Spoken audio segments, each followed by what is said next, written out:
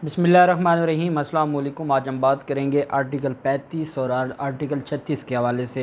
ये दोनों आर्टिकल्स बहुत अहम हैं। एक आर्टिकल हमें बताता है कि जो फैमिली लाइफ है उसकी हिफाजत करना रियासत की ज़िम्मेदारी है। हर शहरी की जो फैमिली है, उसके वालिदैन हैं, उसके बच्चे हैं, उसकी बाकी फैमिली, उसकी हिफाजत करना ये रियासत की ज़िम्मेदारी है। और दूसरी तरफ जो आर्टिकल 36 है वो माइनॉरिटीज़ के राइट्स की प्रोटेक्शन की ज़मानत देता है। आईन पाकिस्तान का आर्टिकल 36 बहुत अहम आर्टिकल है, उसके ऊपर भी हम बात करेंगे। पहले हम बात कर लेते हैं जो प्रोटेक्शन ऑफ फैमिली और बाकी जो the state shall protect the marriage, ये रियासत की ज़िम्मेदारी है कि वो मैरिज की हिफाजत करेगी। अब आपके सामने दुआ ज़हरा एक केस है, आप जानते हैं आजकल वो मीडिया के ऊपर बहुत ज़्यादा उसके ऊपर बात हो रही है। मैरिज से मुराद ये है कि अगर लड़का और लड़की राज़ी हैं और वो अपनी अगर वो शादी करना चाहते हैं और उसमें गवाहान मौजूद हैं और उन दोनों की रज़ामंदी है, उन दोनों की रज़ामंदी का होना ज़रूरी है। इसके ऊपर जजमेंट्स भी आ चुके हैं। सुप्रीम कोर्ट ऑफ पाकिस्तान की भी पिछले दिनों एक जजमेंट आई है। सुप्रीम कोर्ट ने कहा है कि रज़ामंदी लड़की और लड़के की ज़रूरी है और जो वालिदैन हैं वो अपनी जो मशवरा है या मुशावरत है वो उसमें शामिल हो सकते हैं।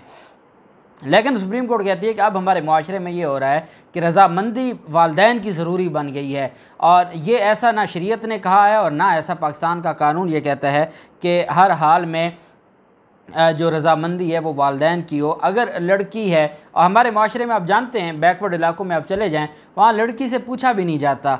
हत्ता कि जो लड़की की तरफ से उसका वकील से मुराद उसका जो गार्डियन होता है वो उन लड़की के बिहाफ पर स्टेटमेंट दे देता है और वो कहता है जी कि लड़की से गए हैं। वो अंदर जाते हैं, लड़की से पूछ के आ जाते हैं और कहते हैं कि हाँ जी लड़की को ये रिश्ता कबूल है। तो वो लड़की को, और हत्ता के शादी से पहले लड़की को अपने होने वाले खावंद के हवाले से कोई इन्फॉर्मेशन भी नहीं होती। अब ये चीज़ें अभी तक हमारे माशरे में मौजूद हैं। रियासत की ज़िम्मेदारी थी कि वो मैरिज को प्रोटेक्ट करती। अब मैरिज की ये हालात हैं कि इसी वजह से दो इंतहा पसंदी हैं। एक इंतहा पसंदी वो है जो बैकवर्ड इलाकों में है, जहाँ लड़के और लड़की की कोई मर्ज़ी नहीं है, फैमिलीज़ खुद रिश्ते तय कर देती हैं और वो उनके ऊपर मुसल्लत कर देती हैं, जिसकी वजह से बाद में डाइवोर्स का सिलसिला होता है, या उन लड़कियों की वो सारी ज़िंदगी खामोश रह के उनकी ज़िंदगी तबाह हो जाती है।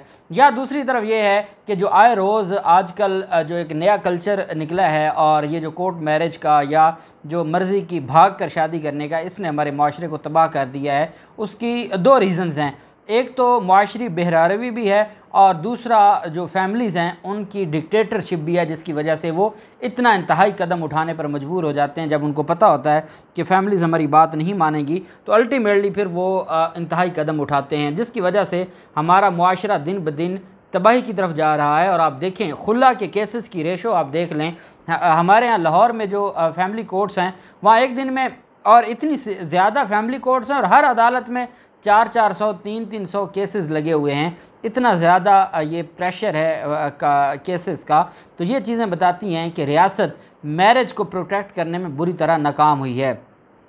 दूसरी तरफ रियासत की ज़िम्मेदारी थी फैमिली की कि वो फैमिली को प्रोटेक्ट करेगी, मदर और चाइल्ड को प्रोटेक्ट करेगी। हमने ये देखा है कि हमारे माशरे में ये होता है कि अगर कोई खावंद ने काम किया है, कोई क्राइम किया है या ऑफेंस किया है और वो नहीं मिल रहा, तो अगर कोई मर्द है तो उसकी माँ को आके धमकाया जाता है पुलिस की तरफ से, उसके बाप को उठा लिया जाता है, उसके भाइयों को जेल में बंद किया जाता है, उसके बीवी बच्चों को डराया धमकाया जाता है। अभी आपके सामने हाल ही में इमरान रियाज खान की मिसाल है, सीनियर एंकर हैं, उनकी तरफ से ये कहा गया कि मुझे पहले डराया धमकाया जा रहा था पुलिस की तरफ से, फिर मेरी फैमिली को, और वो कहते हैं कि बस एंड हो गया जब आपने मेरी फैमिली को डराना धमकाना शुरू कर दिया। तो यहाँ तक इन्वॉल्व किया जाता है, जो बहुत बदकिस्मती है। रियासत पाकिस्तान ने ये वादा किया था कि मैरिज, फैमिली, पेरेंट्स और जो बच्चे हैं उनको प्रोटेक्ट करेगी रियासत, हर शहरी के इन रिश्तों की हिफाजत करेगी। लेकिन हम देखते हैं कि हमारे माशरे में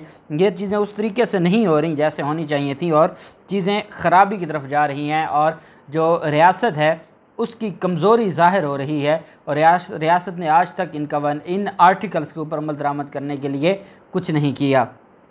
साथ ही इसके प्रोटेक्शन ऑफ माइनॉरिटीज़ है। आप जानते हैं कि हमारे माशरे में हर साल कोई ऐसा वाक़या पेश आ जाता है कहीं मंदिर में, कहीं गुरुद्वारा में, कहीं किसी और जगह पर, कि जिसकी वजह से पूरी दुनिया में हमारा जो इमेज है वो ख़राब होता जा रहा है। और हमारा इमेज बड़ी बदकिस्मती है कि हमें भी उन ममालिक में समझा जाता है हम वो हैं, हम बतौर मुसलमान, हमारा मज़हब हमें इस बात की इजाज़त नहीं देता कि हम माइनॉरिटीज़ के राइट्स को इन्फ्रिंज करें।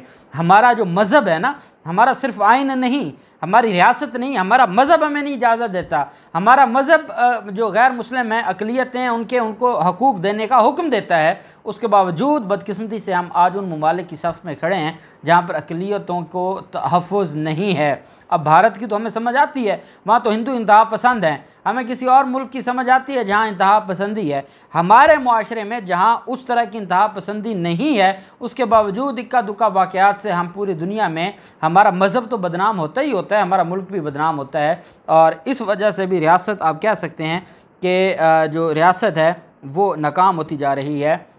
The state shall safe guard the legitimate rights and interests of minorities including there due representation in the federal and provincial services. आपने देखा है कि अगर आप सिर्फ कराची की बात हम कर लें, सिंध की बात कर लें, वहाँ पर जो अक़लियतों को सीटें दी जाती हैं, जो हिंदू हैं वहाँ पर हिंदू कम्युनिटी ज़्यादा है, उनको सीटें दी जाती हैं। कैसे दी जाती हैं? उनकी कोई हैसियत ही नहीं होती, उनके पास कोई इख्तियारात ही नहीं होते, और उस सीट की, ये जो रिज़र्व कोटा है, इसकी हैसियत ही कोई नहीं होती। उनको कोई इख्तियारात नहीं दिए जाते उनके लिए कुछ कि वो भी पाकिस्तान को सर्व कर सकें, पाकिस्तान की खिदमत कर सकें। ऐसी चीज़ें जो हैं वो नज़र नहीं आती। और मैं ये समझता हूँ कि ये रियासत की ज़िम्मेदारी है कि ये जो पाकिस्तान के ऊपर एक धब्बा लगता है हमेशा कि पाकिस्तान में अक़लियतें महफूज नहीं हैं, तो हर तरह की कोशिश करनी चाहिए। आप जानते हैं जो साबिक़ चीफ़ जस्टिस गुलजार थे, उन्होंने अक़लियतों के हवाले से बड़े अच्छे फ़ैसले भी दिए।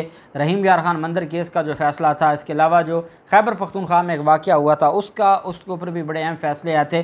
फिर वो ख़ुद हर इवेंट के ऊपर जाते थे, अक़लियतों की जो इवेंट्स हैं उनके ऊपर जाते थे। तो ये सारी चीज़ें हैं जो हमें बताती हैं कि हमारे आइन की ज़िम्मेदारी है, ये आइनी ज़िम्मेदारी है, प्रोटेक्शन है, protection of minorities. The state shall safe guard the legitimate rights and interests of minorities. ये स्टेट की ज़िम्मेदारी है कि वो जो उनके लेजिटिमेट राइट्स हैं, लेजिटिमेट राइट्स कहते हैं जो आइन और कानून में लिखे हुए हैं, उनकी हिफाजत करना ये रियासत की ज़िम्मेदारी है। और ये हर अक़लियती शहरी की, पाकिस्तान के हर अक़लियती शहरी का ये हक़ है आर्टिकल 36 के तहत, और वो अपना हक़ हासिल कर सकता है।